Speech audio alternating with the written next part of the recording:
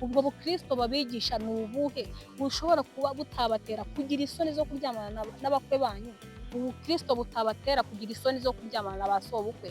Ubukristo butagutera isoni zo kuryamana n'umwana w'umugore wawe? Ngo ni bukristo nyabaki? Umusore akajya ahengera isadahari akaryamana n'umugore wa se mwakabyara na mukasi. Ubundi mukaso ni nk'ahari nyoko. Umukwe afite umukobwa wawe niyo bagakwiye gukorana ayo mabanga. Iyo rero warengerewe kujya kuryamana ni amahano ku muryango wawe, kuri sosiyete no ku gihugu. Ibyo bintu ni amahano, yaba ari umwana w'umugore wawe yahahanye muri urwo rugo, aba ari umwana wawe, ibyo bintu ni amahano, ndabibabujije. Ubundi mu buzima busanzwe tumenyereye yuko ba nyirabukwe b'abakobwa ba mama b'abahungu aribo bakunda gusenya ingo z'abahungu babo, kuko baba batarimo kwakira yuko abahungu babo bazanye abagore, bakumva yuko uko umuhungu wabo yabafataga mu mizo ya mbere bakiri kumwe akiri umusore, amwoherereza igitenge, amubwira agashida mutura akakamukemurira, akumva yuko ariko bikwiye kumera no mu gihe yagize gute yashatse. Ugasanga umukazana na nyirabukwe bameze nk'aho ari abakeba. Nibyo twari tumenyereye pe, ibyo bintu twari tumaze kubyakira. Ntago basangiraga ku meza imwe, ntago umukwe yabaga ari ku meza ngo nyirabukwe yinjire, byabaga bizira. None sinzi umuntu waje ngo kiriziya ngo yaje gukura kirazira mwokabyaramo. Ni kuvuga ati njyewe mama yaje mu rugo, imibanire yanjye n'umugabo irahinduka, ndabibona yuko byahindutse, ngeze aho mbwira umugabo wanjye ko akwiye kwirukana mama unyuna w'umugore wawe. Nyine wumve uramurarikira se, ugenda mbese niyo nicaye nkabikurura mu bwonko bwanjye, mu ntekerezo zanjye, numva ko ibyo bintu bidashoboka pe. Ariko uko twabyumvise niba ari ubusambanyi, kuko uriya we aba akiri umwana ukamushora mu busambanyi, ntaho uba utandukaniye na wa mukecuru na wa mukwe waryamanye na nyirabukwe, kuko n'ubundi ni cya kimwe, ni ukuryamana n'umwana na nyina. Nawe iyo uryamanye n'uriya mwana waje mu rugo rwawe w'umugore wawe ngo nuko utamubyaye, ukaryamana nawe, uba uryamanye na nyina hamwe n'umwana, uba utandukaniye hehe n'umukwe waryamanye na nyirabukwe? Kuko ni ibyahanuwe biri gusohora.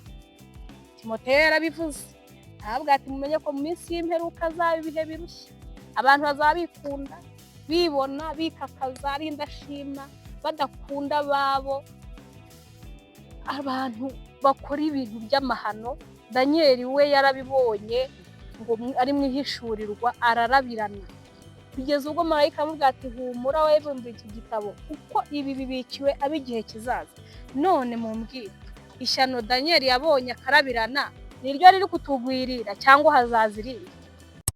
Please subscribe to our channel Cine Wacu TV. Nongeye kubaha ikaze kuri Cine Wacu TV. Mbifuriza amahoro y'Imana, mbifuriza imigisha, mbifuriza kugubwa neza. Ndabakunda cyane aho muherereye hose mu ntara enye zigize igihugu cy'u Rwanda ndetse no mu mujyi wa Kigali. Bisi hose aho muherereye, abantu bose mubasha kumva ururimi rw'Ikinyarwanda, yaba ari abarundi inshuti zanjye nkunda cyane zikunda kunkurikira zikabinyereka, aba ari aba diaspora baherereye muri Amerika, Canada, muri Aziya, Uburayi, mu Bufaransa n'ahandi, mujya mubinyereka kandi koko binkora ku mutima. Abantu bari Mozambique ndabasuhuje cyane, nsuhuje abari muri Zambia, Centrafrica, abantu bose bazi yuko bakurikirana ibiganiro byanjye. Ndabakunda kandi mumpora ku mutima, niyo mpamvu nanjye ntanga igihe cyanjye kugira ngo tuganire. Uyu munsi rero ndaje ngo tuganire. Hanze ahangaha kuri no mihanda hamaze iminsi hari inkuru ziteye ubwoba, niba mwarazibonye nkanjye simbizi, ariko inkuru yambereye akasamutwe muri no minsi yose byaba ngo na akasamutwe. Niba urwo rurimi ndi gukoresha muri kurwumva, ukego turi kumwe turi kujyana. Akasamutwe rero ni inkuru nyine wumva nawe ukumva irakaze cyane. Inkuru y'umukecuru watwaye umugabo umukobwa. Mwaba mwarayumvise? Ya nkuru mana ntayumvise, ndavuga nti uriya muntu niba batamuharabika koko akaba ari ukuri, ishyano ryaba ryaracitse umurizo. Ubundi mu buzima busanzwe tumenyereye yuko ba nyirabukwe b'abakobwa ba mama b'abahungu aribo bakunda gusenya ingo z'abahungu babo, kuko baba batarimo kwakira yuko abahungu babo bazanye abagore, bakumva yuko uko umuhungu wabo yabafataga mu mizo ya mbere bakiri kumwe akiri umusore, amwoherereza igitenge, amubwira agashida mutura akakamukemurira, akumva yuko ariko bikwiye kumera no mu gihe yagize gute yashatse. Ugasanga umukazana na nyirabukwe bameze nk'aho ari abakeba. Nibyo twari tumenyereye pe, ibyo bintu twari tumaze kubyakira mu muco wa Kinyarwanda, dusa nk'aho twabyakiriye. Ariko none birimo kuza muri no minsi mwana yanjye, aho isi igeze nubwo mutari kwemera n'abatemera Imana bakaba batemera na Bibiliya, ariko bakwiye kumenya yuko isi yacu koko iri kugera ku musozo. Niba nyina w'umukobwa ashobora gufata umukobwa we akamusenyera akamutwara umugabo, nk'abantu biteye ubwoba.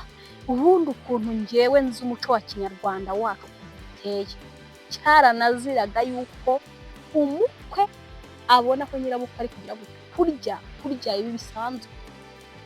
Ubundi hari naho bataramukanyaga, ntago basangiraga ku meza imwe, ntago umukwe yabaga ari ku meza ngo nyirabukwe yinjire, byabaga bizira. None sinzi umuntu waje ngo kiliziya ngo yaje gukura kirazira mwuka byaramo, ni kiliziya cyangwa ni ibyaduteye muri no minsi. Ntago nibaza ko kiliziya yaje izanye ubukristo mu bantu, idutoza gukunda Imana, idutoza gukunda abantu, dukunda na Yezu. Nta mukobwa avuga ati njyewe mama yaje mu rugo, imibanire yanjye n'umugabo irahinduka, ndabibona yuko byahindutse, ngeze aho mbwira umugabo wanjye ko akwiye kwirukana mama, naho umugabo ngo yatakayemo kera, ahubwo kugira ngo nyoko aruvemo we waruva. My God, twese abo bahungu bo abo bakwe bo cyane amarozi baba baroze. Ubundi bigenda gute kugira ngo wumve ko nyoko bukwe nyina w'umukobwa nyina w'umugore wawe nyine wumve uramurarikira se? Bigenda mbese niyo nicaye nkabikurura mu bwonko bwanjye, mu ntekerezo zanjye, numva ko ibyo bintu bidashoboka pe. Ariko uko twabyumvise niba ari ukuri koko byarashobotse. Ariko rero si byo byonyine, nubwo byageze kuri no mihanda induru zikavuga, hari ibindi nabyo bimeze nkabyo kandi bitajya bigira gute bivugwaho. Nk'urugero, umugore wari ufite abana, yenda tuvuze ko ni umufiyemere, yari afite umukobwa w'inkumi yenda w'imyaka nka 13, 14, 15, akaba nta mugabo afite, akagira amahirwe akamenyana n'umugabo runaka bakemerana kubana. Wa mugabo uwo mwana umugore akuzaniye ni umwana wawe, nubwo atari we mwamubyaranye, ni umwana wawe. Rero iyo umurarikiye ukamushora mu busambanyi, kuko uriya we aba akiri umwana, ukamushora mu busambanyi, ntaho uba utandukaniye na wa mukecuru na wa mukwe waryamanye na nyirabukwe, kuko n'ubundi ni cya kimwe, ni ukuryamana n'umwana na nyina. Nawe iyo uryamanye n'uriya mwana waje mu rugo rwawe w'umugore wawe ngo nuko utamubyaye, ukaryamana nawe, ubu uryamanye na nyina hamwe n'umwana, ubu utandukaniye hehe n'umukwe waryamanye na nyirabukwe? Ibyo bintu nabyo ntabwo bajya babivugaho, kandi pe hanze ahangaha biruzuye, biravugwa, byamye bivugwa. Ariko ikintu naje kubona, ishyano rikozwe n'abagabo kuki bitavugwaho cyane? Kuki umugabo waryamanye n'umwana umugore yatahanye muri urwo rugo bitagaragara nk'ishyano, ariko umukwe yaryamana na nyirabukwe bikabishyano?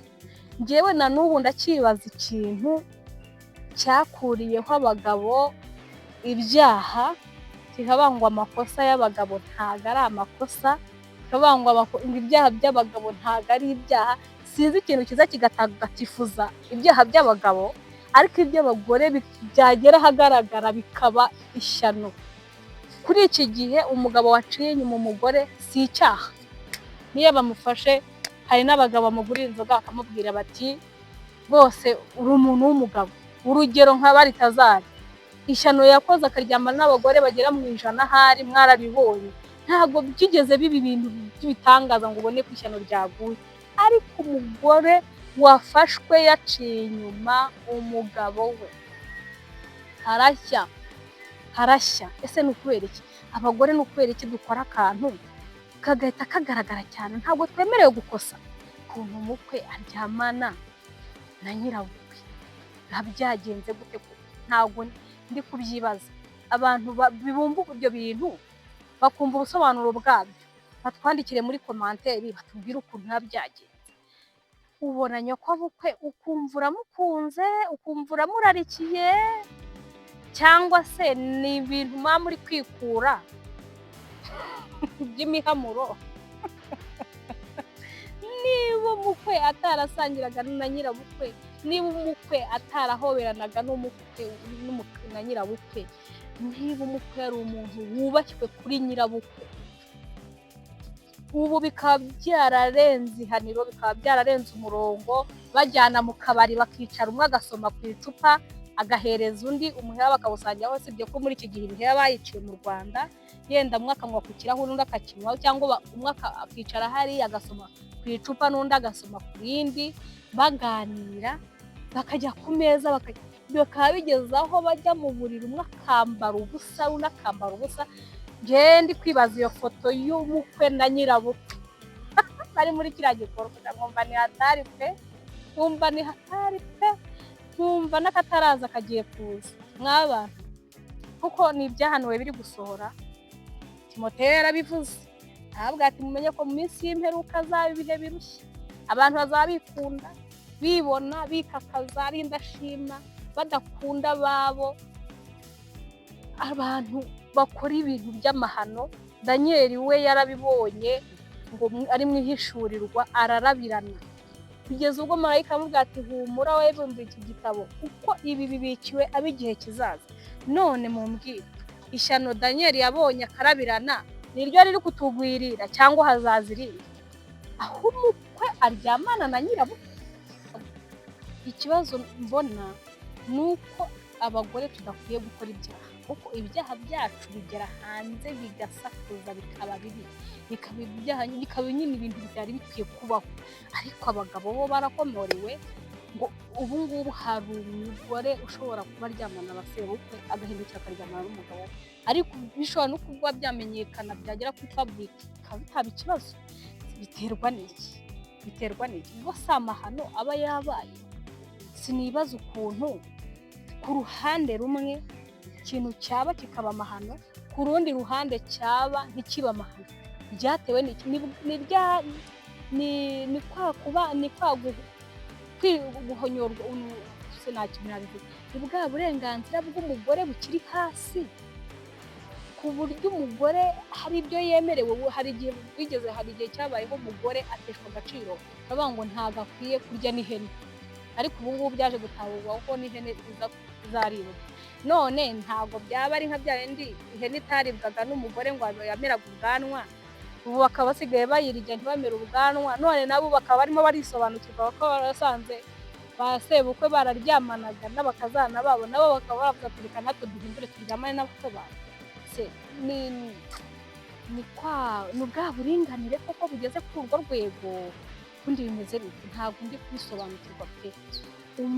Umusebukwe w'umukobwa iyo aryamanye n'umukazana we, muri sosiyete bumva nta cyabaye. Ibyo bita gukazanura bumva nta cyabaye, bumva ari ibintu biri aho, kandi nabyo numva ari amahano. Ariko nyina w'umukobwa ngo nyirabukwe yaryamanye n'umukwe, induru ziravuga harashya. Ese kuba sebukwe yaryamana n'umukazana we bagakazanura, no kuba umukwe yaryamana na nyirabukwe, ibiri amahano ni ibihe? Ubundi ngiye ku bwanjye numva ari amahano, kuko niba umusore ashatse, umukobwa akaba ashatse, aba agiye kubakana n'uwo bagiye gute bashakanye, niwe baba bagiye gufatanya mu nshingano izo arizo zose. None iyo hajemo sebukwe akaza gusambanya umukazana we, si icyaha cy'ubusambanyi? ntaba akoze amahano? Ese iyo umukwe aryamanye na nyirabukwe, si icyaha cy'ubusambanyi ntabakoze amahano. Hari naho njya numvishije ngo umugabo yashatse umugore afite umusore akajya ahengera isadahari akaryamana n'umugore wa se akabyara na mukasi. Ubundi mukaso ni nkaho ari nyoko kuko ni umugore wa papa, ni mama wawe. Ubundi mu kinyarwanda cyiza ni mama wawe, uba ukwiye kumwubaha nka mama wawe kabone n'ubwo we atakwiyumvamo.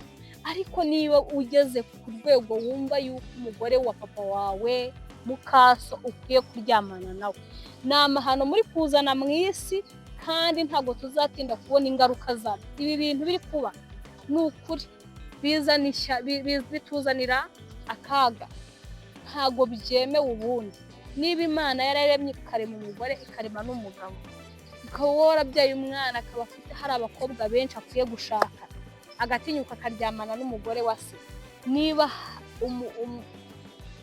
umukwe afite umukobwa wawe, niyo bagakwiye gukorana ayo mabanga. Iyo rero warengereye kujya kuryamana, ni amahano ku muryango wawe, kuri sosiyete no ku gihugu. Ni ishyano muba murimo kutuzanira. Ibyo bintu ni ukuri ntabwo ari byiza pe, ntabwo byemewe pe. Ngenda birwanya nivuye inyuma ku mpande zose, yaba ari umukazana na sebukwe, yaba ari umukazana, ari nyina wa nyirabukwe n'umukwe, yaba ari umwana na mukase. Ibyo bintu ni amahano. Yaba ari umwana w'umugore wawe yatahanye muri urwo rugo, aba ari umwana wawe, ibyo bintu ni amahano. Ndabibabujije kuko mwikururira ishyano, mukururira ishyano sosiyete, mukururira ishyano igihugu, muduhemukira. Ntabwo mukwiye gukora amahano kandi mubibona ko ari amahano. Rero ndabakunda cyane, mba nshaka kubagira inama nziza zakubaka sosiyete, zikubaka umuryango nyarwanda, tukabaho mu gihugu gifite umuco utari mico, umuco mwiza wo kubaha ikiremwamuntu kandi no kwiyubaha. Si we mukwe ujya kuryamana no kumva hari n'ikihe cyubahiro koko? Ese we nyirabukwe ujya kuryamana n'umukwe wumva ufite ikihe cyubahiro koko? Ni ubugoryi pe, ni ubugoryi. Wagira ngo niba munywa n'amatabi simbizi. Ibyo bintu ntabwo nakwibaza ubikora utanyweye itabi, uba wasinze kuko uri muzima ufite ubwenge bukora neza. Ntabwo wakora ibyo bintu, kuryamana n'umwana w'umugore wa si amahano. Umwana wawe ukamuvaho then ukajya kumugora kuri nyina. Iyi si burimo murayikururira akaga, muri kuduhemukira namwe mutageze gute, mutiretse. Ndifuza yuko sosiyete nyarwanda yagira imiryango myiza, izira amahano, izira amakimbirane, izira imyiryane, imiryango ifite umuco, imiryango ifite ikinyabupfura, imiryango ifite uburere. Se ni uburere bwabaye buke, ni umuco wacitse, ni igiki cyabayeho. Kuko numva bavuga yuko abantu benshi mu gihugu cy'u Rwanda ari abakristo. Ubwo bukristo babigisha ni ubuhe bushobora kuba butabatera kugira isoni zo kuryamana n'abakwe banyu? Ubukristo butabatera kugira isoni zo kuryamana na ba sobukwe? Ubukristo butagutera isoni zo kuryamana n'umwana w'umugore wawe? Ngo ni bukristo nyabaki? Murutwa n'abapagani kameme? Nimufumyemo muba abapagane bimenyekane, kugira ngo mubeshye ngo muri abakristo, ngo mwemeye Kristo. Se Kristo niwe ubatoza iyo mico mibi?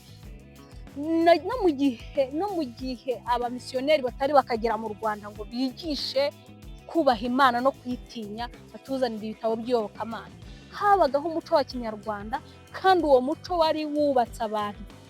Hari ibintu abantu batakoraga ku buryo bari bazi yuko niba bikora igihango kizagira gute, kizabakurikirana, bagatinya, bakagira indangagaciro za kirazira. Kandi ibyo bintu bikadufasha muri sosiyete, nta nubwo ibyaha byinshi byabagaho. Ariko sinzi impamvu noneho igihe byakabaye byiza, umuco uhuye n'ubukristo, numva ariho byakabaye byiza, abantu bakagira imyifatire noneho irimo kumenya Imana, kuyubaha no kuyitinya, kandi no gutinya umuco. Ariko ibyo bintu byose nta muco urimo gucika. Ubukristo bavuga ntabwo mbona ku bantu ku bantu bamwe na bamwe. Yego ntabwo mvuze ko bose bakora amahano, harimo abantu bubaha Imana pe bakanayitinya, ariko abantu murimo kudutenguha mugakora ibintu bisa gutyo kandi mwitwa ngo muri abakristo. Nk'uriya mugabo bavugaga ko aryamana na nyirabukwe, yaravuze ngo njye ngo ibyo bintu ngo sinasebye umugore wanjye ngo kubera ngo njye ndi umukristo. Uri umukristo bakwagiriza nyokobukwe? Ibyo bintu Kristo yabikora koko? Bakristo gitoya, mureke gusebya Kristo, nimufumyemo muba abapagane, tubimenye, tubace, tumenye yuko mu muco nyarwanda twabaciye. Mwe gusebya umuco nyarwanda, mwe gusebya Kristo, mureke twubahe Imana tuyitinye, kandi noneho twubahe n'umuco wa kinyarwanda, kandi natwe ubwacu twubahane, nibwo tuzagira imiryango izira bene biriya bintu rurega mukora bizajya bibakurikirana, bizajya bizana ibyago mu miryango yanyu n'amahano. Karande bizane karande, ndifuza ko mwagira imiryango izira karande n'indi rwose zo kugenda muryamana n'abana mwabyaye n'abanyokobukwe ibyo bintu. Kandi nimutanabisengera n'ababikoze bizabakurikirana pe, bikurikirane n'abana n'abuzukuru, kuko icyaha hari igihe kigenda ku muryango pe, ugasanga umuryango wabaye ikivume. Rero abatari bakora ibyo bintu, ndabinginze kubw'imbabazi z'Imana muzakora ayo mahano. Abo bantu nababujije, nyokobukwe, umukazana wawe, umwana umugore yatahanye iwawe, umugore wa so, ni ikizira, ni ikiziririzwa. Shaka abakobwa barahari, shaka abagore barahari, shaka abagabo barahari. Mureke ibintu bitari umuco wa kinyarwanda, mureke ibyo bintu rwose mucire birabura kabisa. Ibyo bintu ni bibi pe, ibyo bintu ndababujije nshuti zanjye, mbabujije ayo mahano pe, muzakora ayo mahano rwose. Ibyo bintu ni karande mbi, musenye karande, mubake imiryango myiza, mugire amahoro. Dore turi no mu mpera z'umwaka, ndabifuriza kuzagira umwaka mwiza wa 2026 uzira amahano, uzira amakimbirane, uzira ubukene, uzira umubabaro n'agahinda. Umwaka uzababere mwiza, muzagira iterambere n'amahoro, muzagira ibyishimo, muzagire ishya n'ihirwe muri byose. Bifuriza amahoro kandi abakunda.